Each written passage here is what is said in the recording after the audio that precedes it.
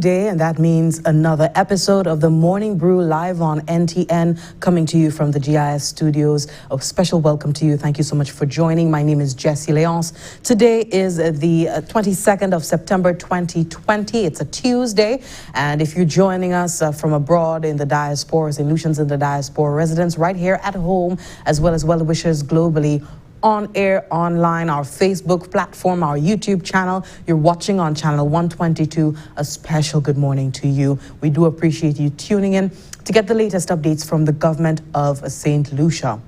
Today is a CXC Results Day. Today, the 22nd of September. And as we understand it from the Ministry of Education, the results should be out to the candidates by 5 p.m. today. So everyone, we are waiting with bated breath. If you know someone who did sit the exam earlier this year, considering the circumstances, we do hope that they were able to pull through and they were successful. Our fingers are crossed until 5 o'clock when we find out the fate of these kids. We do wish you all the best once again. In the news for the 24-hour news cycle, we have a GIS. Government assures that it has not allowed a housing development to compromise St. Lucia's World Heritage Site. We had the Minister for Physical Planning, Honorable Herod Stanislaus, speaking on that matter after there were some concerns about a dwelling house that was erected at the base of the Betons. We have that story coming up in just a while. Educator Angelina Polius to be sworn in as the 9th member of the upper house, so she will become the 9th senator later on this week, well, on the 1st of October when the Senate convenes. And the Boys Training Center is achieving new milestones 60 years on. Can you believe it? The Boys Training Center is 60 years old in its work to help the boys, juveniles in the system. We will be getting to that story on the work they've been doing so far. We also will be touching on the Mayor of Castries, His Worship Peterson Francis, speaking on his hope for the new normal deterring the long-standing practice of loitering in the city. It has been a concern for CCC for quite some time. Of course, he's zoning in on the school kids, the students after school. They're going into town. And as a gentle reminder, we are still under a state of emergency. We still encourage you to use your mask, wash your hands, use hand sanitizer if you're not able to wash your hands with soap and water. Observe the 6-foot distance. And as it obtained many months ago, we're still confronted with the pandemic. We hope that if you have no business in town, if there's nothing to do, if you have no reason to be in the city, that you could head home as soon as possible. So we're going to get into the words of the Castries mayor in just a bit, and also an update from Ministry of Infrastructure on the Blackstone Road reconstruction project. As a result of some paving works, the entire road will be closed to vehicular traffic for 7 days beginning Thursday this week. That will be the 24th of September 2020. And we also begin to think and to look upon the Creole Heritage Month that is upcoming, October, and we will be releasing the promotional video here live on the Morning Brew. We're hoping that you could join the Cultural Development Foundation, the partners via social media platforms to celebrate St. Lucia's Creole heritage. And that is the gist of the stories that we'll be having. Do stay with us. When we come back, we have the details to those stories and more. St. Lucia ka registre vermin corona.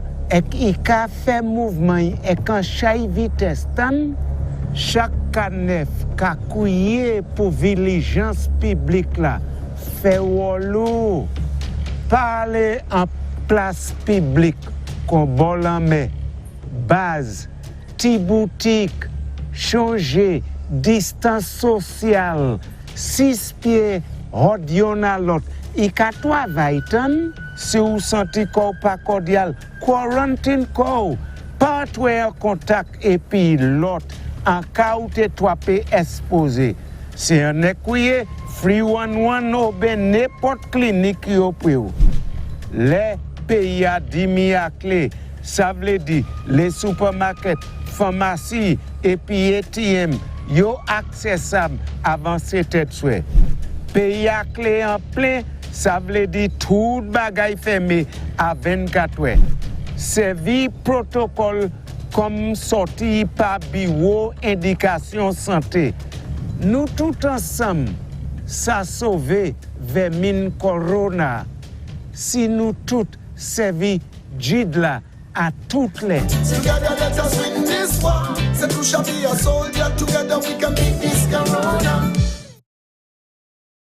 When a hurricane is approaching, safety of life and the preservation of livelihoods is most important. We should take heed. Fill 5-gallon buckets and other containers with water prior to the storm. You'll need it to water transplants in the greenhouse if you have lost power. Mulch as many bare rows as possible before the storm. Mulching will help prevent erosion and wind damage and will also minimize soil splashing into the crop canopy, which can cause disease. Rip mature crops such as tomatoes and melons because they will split after heavy rains.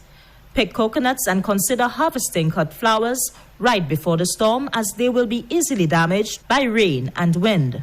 Fortify any field trellises so you don't lose the crops they are supporting. Wherever possible, unhang trellis plants and place them to lay flat on the ground. Make sure tractors and other equipment and supplies are secured. Don't leave market baskets, picking crates, dip tape, or irrigation pipes in the field or laying around where they can become missiles in high winds or get washed away by flood waters. And stock up on gas for generators and other needed farm equipment. Remember, this is the hurricane season, and we should be prepared. A message brought to you by the Ministry of Agriculture, Fisheries, Physical Planning, Natural Resources, and Cooperatives.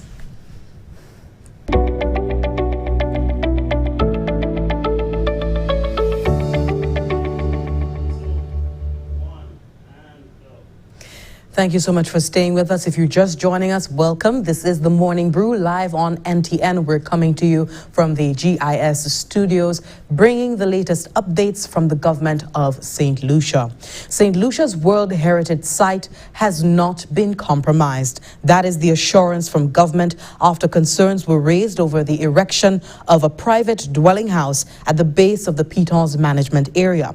Minister for Physical Planning and Parliamentary Representative for Soufrière Fonsejac, Honorable Herod Stanislas, did issue a statement this past Friday, 18th of September 2020, clarifying the details of this development. Honorable Herod Stanislas, Minister for Physical Planning, states that in 2016, his department became aware that property within the Pitons management area had been sold to a Canadian developer during the tenure of the previous administration. This came to light via an application submitted in September 2016 to the Development Control Authority, DCA, for a touristic proposal for an acre of the area with a concept that included a long list of amenities to be built. Today, a private dwelling house stands at this site located at the base of the Pitons, much to the concern of many citizens. The government of St. Lucia assures that it has upheld regulations for the site, even turning down the original plan of the Canadian developer. Honorable Stanislas explains. The technical staff at the DCA conducted an assessment and appraisal of the proposal and made a recommendation for rejection of the plans submitted by the developer. The staff of the ministry made these recommendations on the basis that the proposed development site falls within Policy Area 1 of the Pitons Management Area and according to the design guide of the Limits of Acceptable Change Study of 2013, which means that our administration rejected the initial plans of the developer due to the fact that it was not in keeping with the rules which govern the area. The following year, the DCA responded favorably to a second proposal submitted by the same applicant, which fell within the guidelines of the Pitons management area. The developer was granted approval in principle for land use and a concept to construct a one-story single-family residential building on 2,846 square feet in the same area. This was a completely redesigned structure which the DCA advised had met the criteria of the LAC study. Hence, approval was granted for a structure which keeps to the guidelines and aesthetics of the area. The approved construction is in an area which had already featured an estate house. I wish to make it clear that at all times, the DCA and the Ministry of Physical Planning have been monitoring this development to ensure it is in keeping with the guidelines. As regards to this property, at no time has the DCA approved any new development within the no-build zone of the Pitons management area. Honorable Stanislaus reassures the nation that the Department of Planning and the DCA has abided by the laws and rules governing the Pitons management area, and at no time was any aspect of the development in question approved that would threaten St. Lucia's World Heritage Site designation. For the Government Information Service, I am Jessie Leonce reporting. That was a report there on the St. Lucia's World Heritage Site and the assurance from the government of St. Lucia that it has not been compromised. That is amidst some concerns being raised over the erection of a private dwelling house. We did hear from Honorable Stanislaus that they have been very critical of the work that is happening and ensuring that it is within the guidelines of the Pitons management area. So he did state that it was even declined in the initial instance.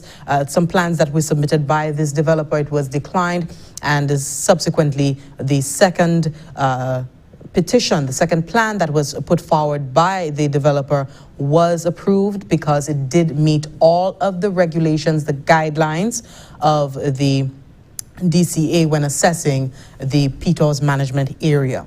We continue with the news this morning. Retired lecturer and Dennery native Angelina Ferrer-Polius has been appointed and will be sworn in as a government senator in the Parliament of St. Lucia at the next sitting of the Senate.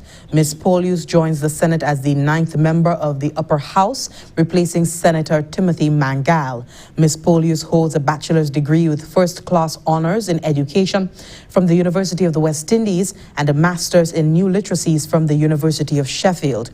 She is currently pursuing a Doctor of Education with UNICAF University in Organizational Change and Leadership. Cumulatively, she has over 30 years of experience, service as a teacher, and was a lecturer for almost 13 years at the Sir Arthur Lewis Community College Division of Teacher Education and Educational Administration. Currently, she is an e-tutor and course coordinator and research supervisor in the Masters in Literacy Instruction program of the University of the West Indies Open Campus. Angelina Ferrer-Polius will be the 5th female senator of the Upper House. The government of St. Lucia has thanked outgoing Senator Timothy Mangal for his service and contribution. So Ms. Polius there joining the Senate. Talk about gender parity in the Upper House. We're definitely seeing that, especially with the incoming senator. We continue with updates this morning as a result of paving works that is going on for the Blackstone reconstruction project. That's the stage it's at right now. The entire road will be closed to vehicular traffic for 7 days starting Thursday. And just to read the release coming from the Ministry of Infrastructure, the Blackstone Road reconstruction project in Jacmel moves into the final phase this week with the commencement of paving works on Thursday, September 24th. Weather permitting, this job to lay a concrete pavement along the 667 meters of road is scheduled to be completed in 2 days. As a result of the paving works, the entire road will be closed to vehicular traffic for a period of 7 days. Vehicle owners are encouraged to make the necessary preparations. The Department of Infrastructure apologizes for any inconvenience this may cause and thanks residents for their patience and understanding. For further information, including questions, suggestions, any queries that you might have, you can call the number 468-4300. And there is the assurance from the Ministry of Infrastructure that the new Blackstone Road in Jacmel will be delivered soon. So please take note of that. From September 24th, that is Thursday this week, the road will be closed for 7 days starting on Thursday, and this is to facilitate the paving works, that's that aspect of the Blackstone Road reconstruction. We are now due for a break this morning. Do stay with us. When we come back, we touch on the mayor of Castries, hoping that the new normal will deter the long-standing practice of loitering in the city of Castries. Stay tuned for that and more coming up after this break. She's been watching, waiting, wondering when the sands of time will give way to a tide of change, and for yesterday and today to become a new tomorrow. For a time when her sun can kiss the cheeks of your loved one and her stars can twinkle in her honeymoon skies. When her earthly embrace will reassure and calm your soul. And her unique view can change your whole perspective. Proudly, she has risen to meet new challenges and to provide safe harbor to all who reach her shores. For her hopes and dreams still stand, shoulder to shoulder, a precious reminder of experiences yet to come.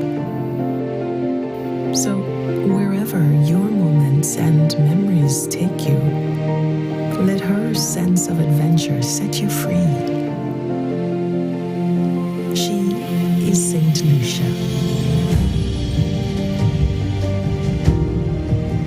Let her inspire you.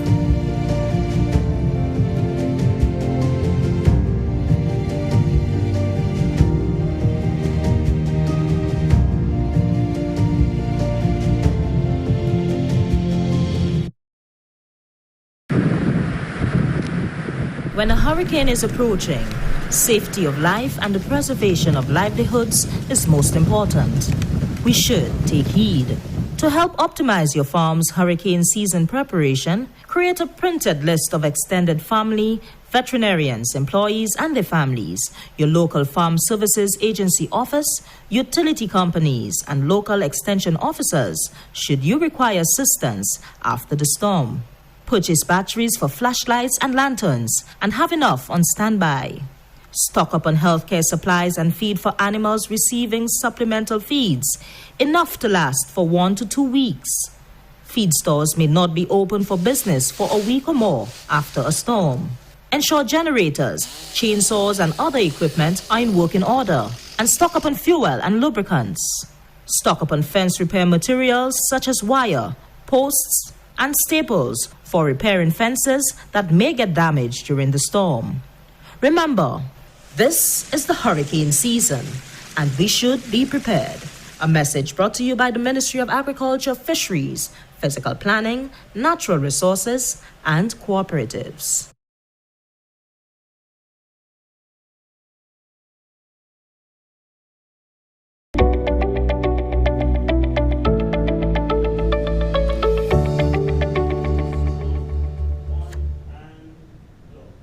Thank you so much for staying with us.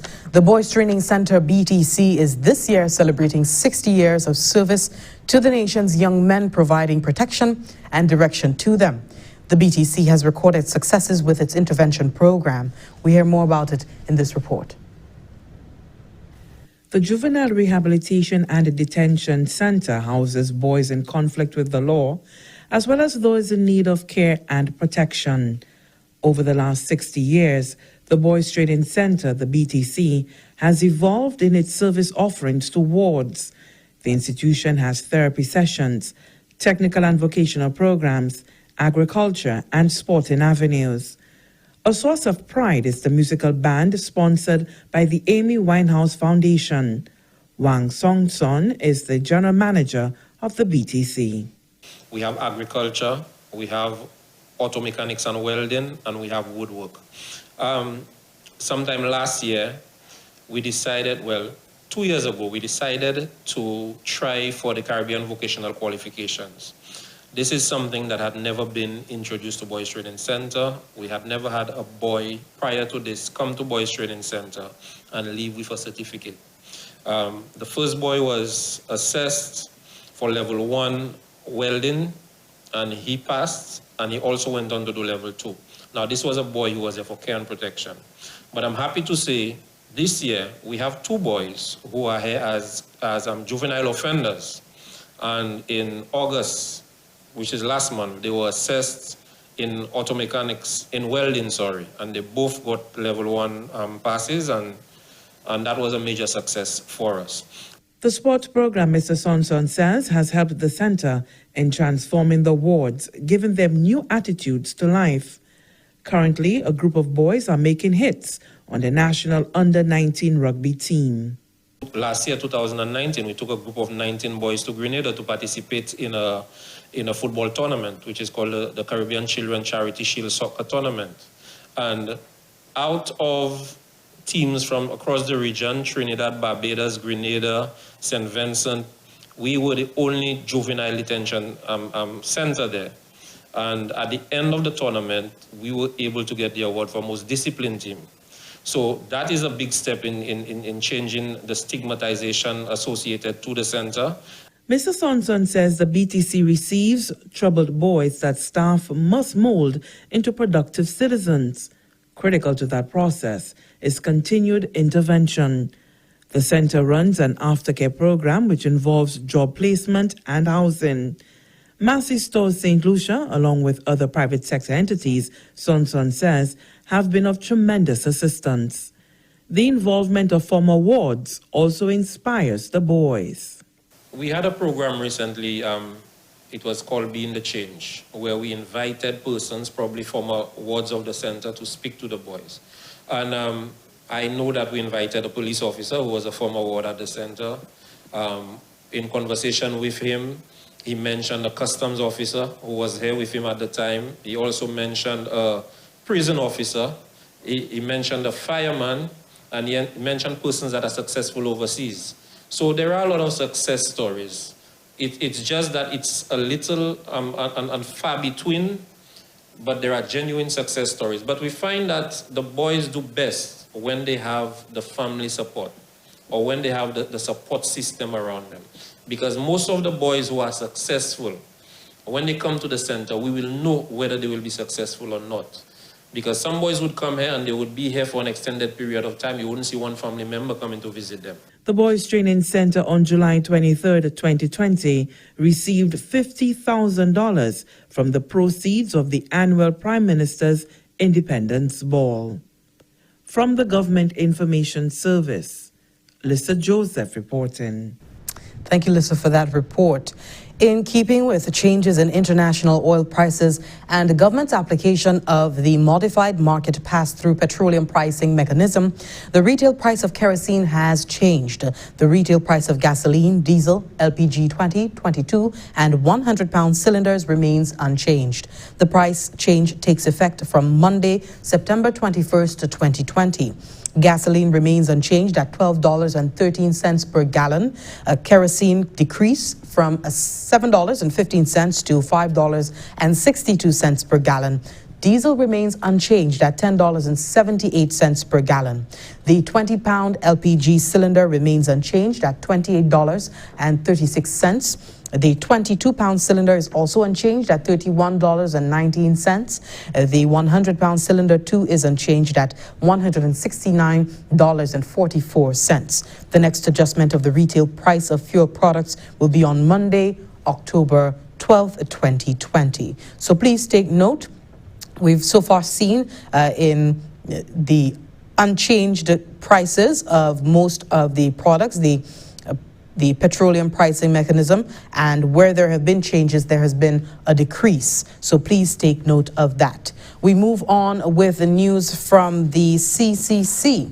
The mayor of Castries, His Worship Peterson D. Francis, hopes that the new normal will deter the long-standing practice of loitering in the city. And just to read from the press release from the CCC, Mayor Francis made the comment as schools on the island opened their doors after an over 5-month period we know of disruption due to the pandemic.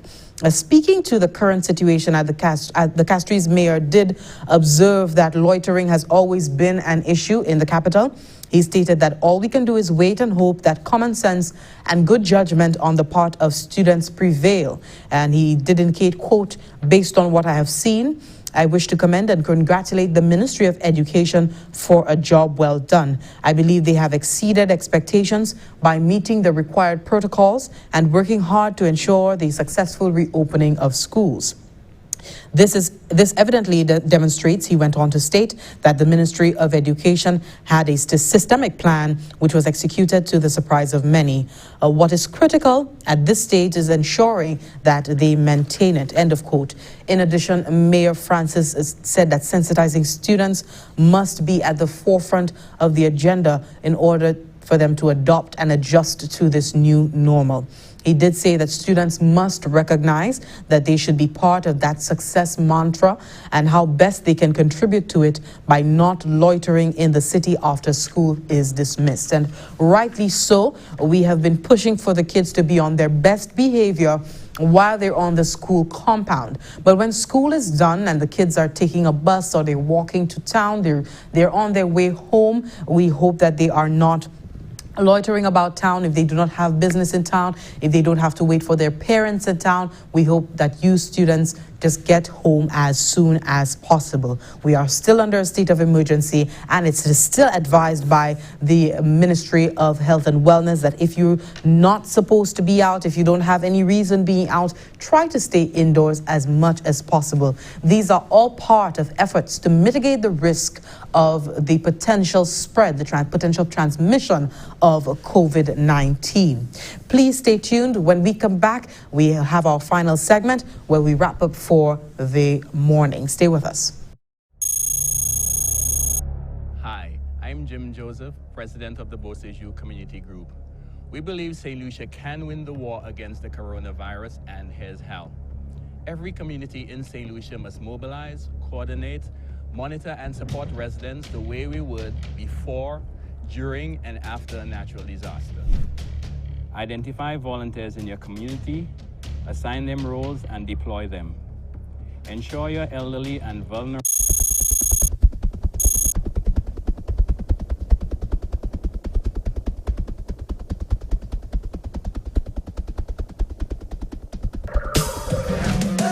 We at war with the virus, ready to harm us.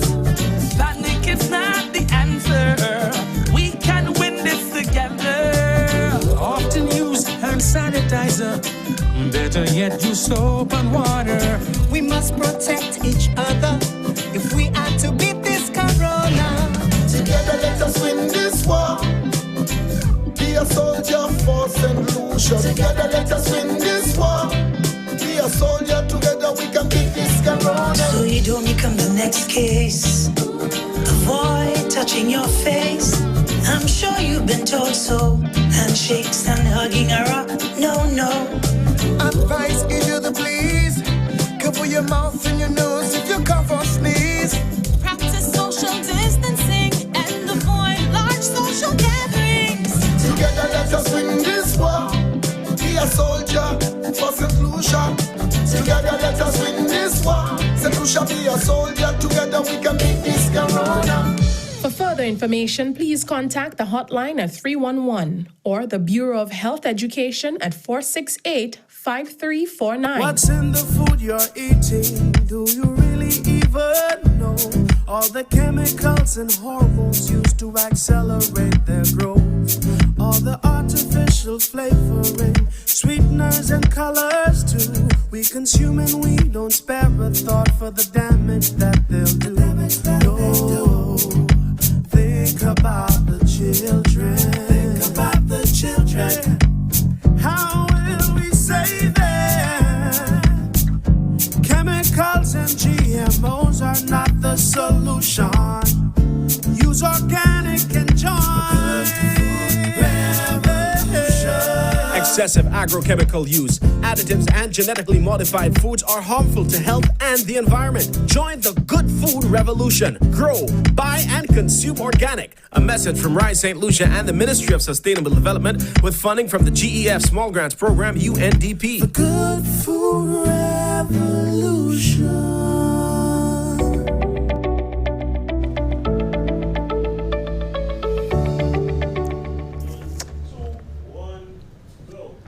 Thank you so much for staying tuned to the Morning Brew. We're now down to our final segment, and it's a Creole Heritage Month coming up this October, and we have the promotional video that we want to show to you. We hope that you could join the Cultural Development Foundation and its partners via social media platforms to celebrate St. Lucia's Creole heritage. We've been hearing from officials that Creole Heritage Month will be happening in full force, but in virtual format at this social media platform. So we do hope that you are supportive and you tune in whenever they have activities to promote our culture. It will be starting this Sunday. The social media platforms activities will be starting this Sunday, September 27th at 2 p.m. And the theme is Découvrez cette lycée, Découvrez Creole. So we now go to the promotional video just to give you some insight as to what you can expect for this year's Creole Heritage Month. Take a look. Oui, tout le monde, je n'ai créole encore, à nous célébrer, plus maille passé l'année passée. À nous aller, oui, chanter, oui, chanter, oui. Jardin en l'air d'idée, manger qu'à préparer, pour habiller belle, en hâte tradition tout seul, bagaille en temps longtemps, à sous exhibition, dernier dimanche en octobre, ou kaitan créole plus souvent,